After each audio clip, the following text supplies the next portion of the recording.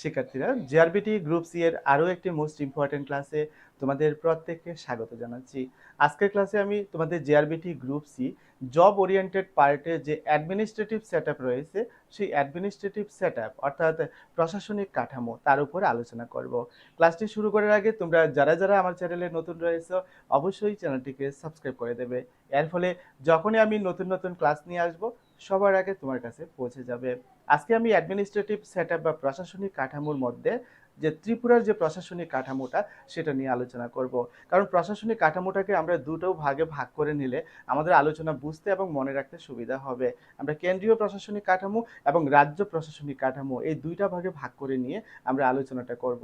তো প্রথমে আমি আজকে আলোচনা করব যে ত্রিপুরার যে প্রশাসনিক কাঠামো বা প্রশাসনিক ব্যবস্থা তার উপর। তো ত্রিপুরার যে প্রশাসনিক কাঠামোটা সেটা আলোচনা করার পূর্বে আমরা ত্রিপুরার একটা পরিচিতি আমরা নিয়ে নিচ্ছি চলো।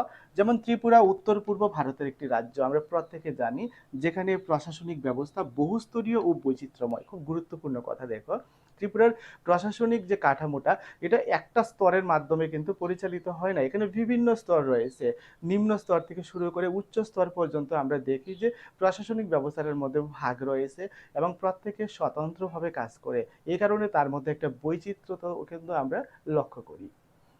তো রাজ্যের প্রশাসনিক কাঠামোতে ইতিহাসের প্রভাব রয়েছে এবং আধুনিক বর্তমান সময়ে আমরা জেলা, মহকুমা, ব্লক, পঞ্চায়েত এই যে স্তরগুলো রয়েছে এগুলোর মাধ্যমে কিন্তু আমরা এই প্রশাসনিক কাঠামোটা পরিচালিত হতে দেখি। এবং পাশাপাশি আমরা প্রত্যেকে জানি ত্রিপুরা একটা বৃহৎ অংশ রয়েছে যেটা ট্রাইবাল এরিয়া, এবং তাদের কল্যাণে কিন্তু উপজাতীয় স্বশাসন ব্যবস্থা যেটা টিটিএডিসি নামে পরিচিত এটা রয়েছে, এবং এগুলোর নিয়ে সামগ্রিকভাবে ত্রিপুরার প্রশাসনিক কাঠামোটা পরিচালিত হতে থাকে। তো আমরা যদি রাজকীয় ত্রিপুরার রাজনৈতিক প্রতিষ্ঠান হিসেবে ত্রিপুরাকে দেখি তখন লক্ষ্য করব রাজা ছিলেন শাসনের কেন্দ্রবিন্দু, অর্থাৎ রাজাই শাসন ব্যবস্থাটাকে বা প্রশাসনিক ব্যবস্থাটাকে পরিচালিত করতেন। এমনকি উপদেষ্টা পরিষদ, দরবার এবং দেওয়ানি ফৌজদারি আদালত এগুলো চালাতেন, এগুলোর মধ্য দিয়ে এই প্রশাসনিক কাঠামোটা পরিচালিত হতো। পাশাপাশি রাজ্য পুলিশ, সেনা এবং রাজস্ব বিভাগ আলাদা ছিল ওই সময় এবং এগুলো স্বতন্ত্রভাবে কাজ করত। এবং প্রশাসনের কাগজপত্রে বাংলা ভাষা ছিল সরকারি ভাষা, অর্থাৎ বাংলা ভাষাটাকে প্রশাসনিক কাজে বা সরকারি কাজে ব্যবহার করা হতো। সাধারণ প্রশাসন ব্যবস্থা যেটাকে আমরা জেনারেল অ্যাডমিনিস্ট্রেশন বলে থাকি। তো স্বাধীনতার পর প্রশাসনিক কাঠামো ভারতীয় প্যাটার্নে রূপান্তরিত হয়, অর্থাৎ সমগ্র ভারতবর্ষে যেই প্যাটার্নে প্রশাসনিক কাজটা পরিচালিত হয় একই কাঠামোতে আমাদের ত্রিপুরাতে প্রশাসনিক ব্যবস্থা পরিচালিত হতে থাকে। তো পাশাপাশি জেলা প্রশাসন, জেলা প্রশাসনের শীর্ষে কিন্তু ডিস্ট্রিক্ট ম্যাজিস্ট্রেট বা কালেক্টর কাজ করেন এবং তারা জেলা স্তরে শীর্ষে অবস্থান করে তারা প্রশাসনিক কাজটা পরিচালিত করে থাকেন। পাশাপাশি এসডিএম, যিনি সাব ডিভিশনাল ম্যাজিস্ট্রেট, তিনি মহকুমার শাসক হিসেবে কাজ করে থাকেন। এবং ব্লক ডেভেলপমেন্ট অফিসার বা বিডিও, তিনি ব্লক স্তরে যে উন্নয়ন কাজগুলো আছে এগুলো পরিচালিত করে থাকেন। এবং পাশাপাশি পুলিশ প্রশাসন, যে ডিজিপি রয়েছেন রাজ্য পুলিশের প্রধান, অর্থাৎ আমাদের ত্রিপুরা রাজ্যের পুলিশের যে প্রধান সে প্রধান হচ্ছেন ডিজিপি, এবং এসপি যিনি জেলা পুলিশের প্রধান হিসেবে কাজ করে থাকেন। তো এবার আমরা দেখব যে রাজস্ব প্রশাসন, যেটাকে আমরা রেভিনিউ অ্যাডমিনিস্ট্রেশন বলে থাকি। এই রেভিনিউ অ্যাডমিনিস্ট্রেশনটা খুব গুরুত্বপূর্ণ একটা বিষয় রাজ্য প্রশাসনিক পরিকাঠামো পরিচালনার ক্ষেত্রে। যেমন ভূমি কর সংগ্রহ করা, অর্থাৎ জমি থেকে যে খাজনা বা করটা আদায় করা হয়, এবং রেকর্ডগুলোকে রক্ষণ করা এবং ভূমি সংস্কার করা, এই কাজগুলো সাধারণত এর আওতায় হয়ে থাকে। এবং কিছু গুরুত্বপূর্ণ আইন রয়েছে এই প্রসঙ্গে, যেমন Tripura land revenue and land reforms act 1960, যে আইনের মাধ্যমে এই ভূমি সংস্কার, ভূমির রেকর্ড সংরক্ষণ এই কাজগুলো হয়ে থাকে। তারপর Tripura land revenue and land reforms rules 1980, এগুলো কাজ করে থাকে এই ভূমি সংস্কার, ভূমি সংরক্ষণ বা রক্ষণ এই কাজগুলোর ক্ষেত্রে। তো জেলা প্রশাসক রাজস্বের প্রধান হিসেবে কাজ করে থাকেন। সার্কেল তহসিল অফিসার গ্রাম স্তরে কাজ করে থাকেন, এবং সামগ্রিকভাবে তাদের এই কাজগুলোর মধ্য দিয়ে এই রেভিনিউ অ্যাডমিনিস্ট্রেশনটা পরিচালিত হয়। এবার আমরা দেখব যে জনকল্যাণ প্রশাসন, ওয়েলফেয়ার অ্যাডমিনিস্ট্রেশন কিভাবে কাজ করে থাকে। যেমন শিক্ষা, স্বাস্থ্য, খাদ্য নিরাপত্তা, গ্রামীণ উন্নয়ন এই কাজগুলো সংগঠিত হয়। এমনকি জেলা স্বাস্থ্য পরিবার কল্যাণ সোসাইটি এগুলো কাজ করে থাকে, এবং উপজাতীয় কল্যাণ বিভাগ শিক্ষা, অর্থনৈতিক এবং অবকাঠামো উন্নয়নে কাজ করে থাকে, এবং তাদের মধ্য দিয়ে জনকল্যাণ প্রশাসন পরিচালিত হয় ত্রিপুরা রাজ্যের মধ্যে।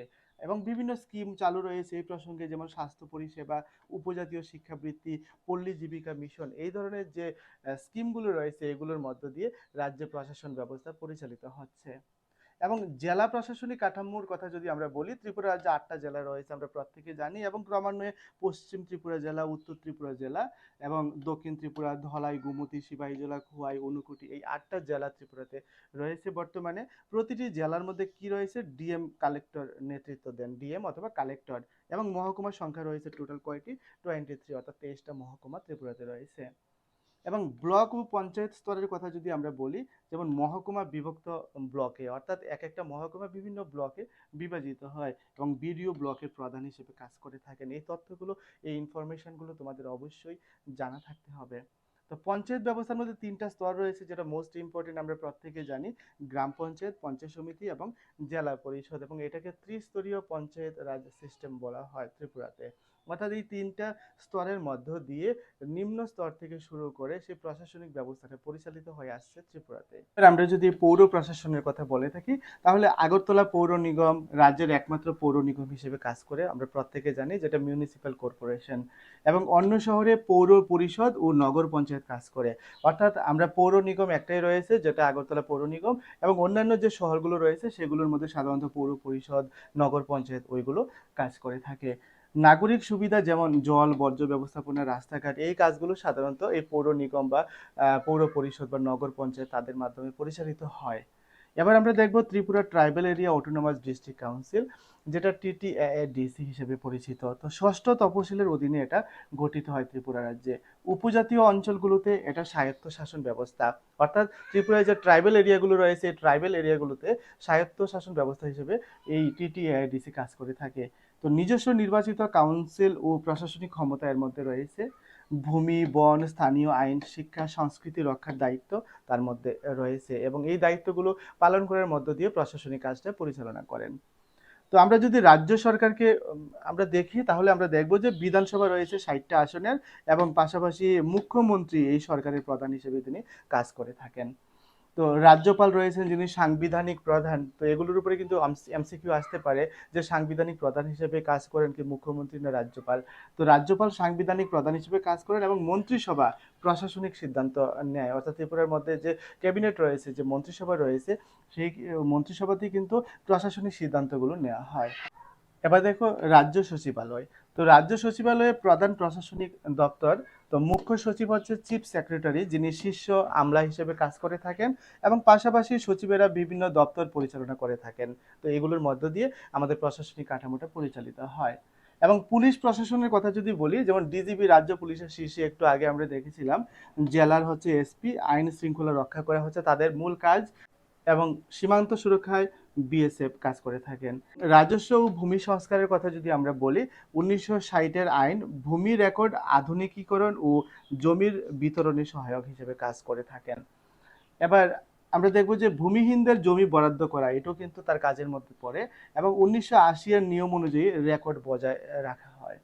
তো স্বাস্থ্য প্রশাসনের ক্ষেত্রে আমরা যদি বলি, যে জেলা স্বাস্থ্য সোসাইটি স্বাস্থ্য পরিষেবা উন্নয়নে কাজ করে থাকে, এবং পাশাপাশি পরিবার কল্যাণ কর্মসূচি রয়েছে, উপজাতীয় স্বাস্থ্য ব্যবস্থা উন্নয়নে বিশেষ উদ্যোগ গ্রহণ করা হয়, এগুলোর মাধ্যমে পরিচালিত হয়ে থাকে। এবার রয়েছে তোমাদের শিক্ষা প্রশাসন, যেমন উপজাতীয় শিক্ষাবৃত্তি, স্কুল অবকাঠামো উন্নয়ন, উপজাতীয় ছাত্রাবাস, এগুলোর মাধ্যমে এই শিক্ষা প্রশাসনটা পরিচালিত হয়ে থাকে। আর অর্থনৈতিক উন্নয়নের কথা যদি আমরা বলি, যে টিআরএলএম, যেটা ত্রিপুরা রুরাল লাইভলিহুড মিশন, এর মাধ্যমে অর্থনৈতিক উন্নয়ন সংগঠিত হয়। ক্ষুদ্র উদ্যোগ, মহিলাদের স্বনির্ভর গোষ্ঠী, চাকুরি সৃষ্টি, এগুলো সাধারণত এর আওতাধীন রয়েছে। তো স্থানীয় স্বশাসনের কথা যদি আমরা বলি, যে গ্রাম পঞ্চায়েত, পৌর নিগম এবং টিটিআইডিসি, এগুলো স্থানীয় স্বশাসন হিসেবে ত্রিপুরাতে কাজ করে থাকে। যেমন আমাদের একেবারে নিম্ন স্তরের মধ্যে, গ্রাম স্তরের মধ্যে সাধারণত গ্রাম পঞ্চায়েত কাজ করে থাকে। তারপর শহরাঞ্চলের মধ্যে পৌর নিগম বা পৌর পরিষদে একটু আগে আমরা কথা বলেছিলাম, এবং যে ট্রাইবাল এরিয়া যেটা রয়েছে সেখানে টিটিআইডিসি মুখ্য ভূমিকা পালন করে থাকে। তো রাজ্য নির্বাচন কমিশনও কিন্তু আমাদের প্রশাসনিক কাঠামোর একটা গুরুত্বপূর্ণ অংশ, যেখানে পঞ্চায়েত এবং পৌর নির্বাচনগুলো পরিচালিত হয়, সেটা সেই রাজ্য নির্বাচন কমিশনের অধীনে সেটা সংগঠিত হয়। সুষ্ঠু ভোট নিশ্চিত করা এর প্রধান লক্ষ্য। এবং প্রশাসনিক ভাষার কথা যদি বলি, বাংলা হচ্ছে সরকারি ভাষা এবং ককবরক যেটাকে আমরা উপসরকারি ভাষা হিসেবে আমরা অভিহিত করে থাকি। অর্থাৎ ত্রিপুরায় দুটো ভাষা রয়েছে, একটা হচ্ছে বাংলা এবং আরেকটা হচ্ছে ককবরক। একটা হচ্ছে আমাদের সরকারি ভাষা এবং আরেকটা হচ্ছে উপসরকারি ভাষা। সীমান্ত প্রশাসনের কথা যদি আমরা বলি, 856 কিলোমিটার সীমান্ত বাংলাদেশের সাথে রয়েছে আমাদের ত্রিপুরা রাজ্যের, এবং সীমান্ত সুরক্ষায় বিএসএফ তারা প্রতিনিয়ত কাজ করে যাচ্ছেন। সীমান্ত ব্যবসা এবং যোগাযোগ রক্ষা, এই ব্যাপারগুলোর মধ্যে তারা সবসময় দেখাশোনা করেন। অর্থাৎ আমাদের ত্রিপুরা রাজ্যের সাথে আমাদের পার্শ্ববর্তী বাংলাদেশের যে যোগাযোগ ব্যবস্থা রয়েছে, এই যোগাযোগ ব্যবস্থাটা সম্পূর্ণভাবে এই বিএসএফ এর অধীনে সেটা দেখাশোনা করা হয়, এবং যে ব্যবসা বাণিজ্যগুলো রয়েছে সেগুলো পরিচালিত হয়। তো এখানে অবৈধ ব্যবসা করতে গেলে স্বাভাবিকভাবে সেই বিএসএফ যারা রয়েছেন তারা কিন্তু এখানে সামনে এসে দাঁড়াবেন, বাধা দেবেন, এবং বৈধভাবে যেগুলো আমাদের ইনপুট আউটপুটের মাধ্যমে যেটা হচ্ছে সেটাও একটা নিয়ম বা শৃঙ্খলার মধ্য দিয়ে এটা সংগঠিত হয়।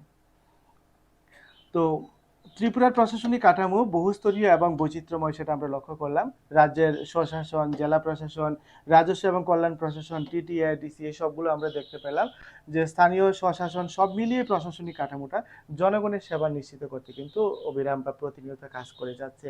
এবং সব মিলিয়ে ত্রিপুরার এই যে প্রশাসনিক কাঠামোটা, একটা সুন্দর প্রশাসনিক ব্যবস্থা বা কাঠামো আমরা লক্ষ্য করেছি, যেখানে একটা বৈচিত্র্যময় ব্যবস্থা কাজ করছে। প্রত্যেকের নিজস্ব দপ্তর রয়েছে, আলাদা আলাদা বা পৃথক দপ্তরের মধ্য দিয়ে কাজ পরিচালনার মধ্য দিয়ে ত্রিপুরার প্রশাসনিক ব্যবস্থা বা কাঠামোটা সুস্থভাবে সুন্দরভাবে পরিচালিত হচ্ছে।